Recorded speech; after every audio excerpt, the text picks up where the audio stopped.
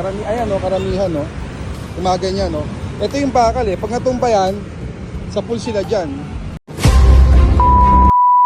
So, magandang umaga po. Nandito ako ngayon sa palengke ng Karuhatan.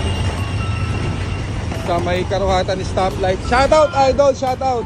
Palengke ng Karuhatan. Kung mapapansin nyo, ito yung bakal na nakausli na dapat ay nakapasok ito dito. Yan, no, dapat nakapasok dyan sa loob pa.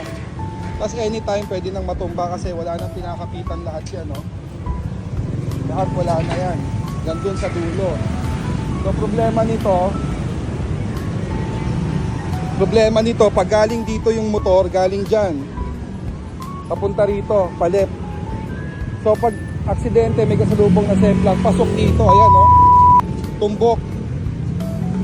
Motor. Yung nanggagaling dito nagmumotor, pagkaliwa dito yan, idol, shoutout idol. Pagkaliwa dito yan, natumba sa pool. Kasi dito pag naka-stop dyan, to lahat ng nandito passing yan, kakaliwa dito yan. Problema ito pag natumba to. Ayan, no, karamihan, no.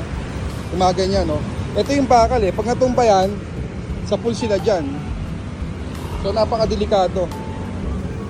Kaya sana po, kahit ngayong Sabado magawa ng paraan. Patibayan lang po, kaya itali pansamantala. O tuluyan ang tanggalin para po hindi sagabal at hindi delikado. Salamat po. Karuhatan stoplight, Karuhatan Palengke.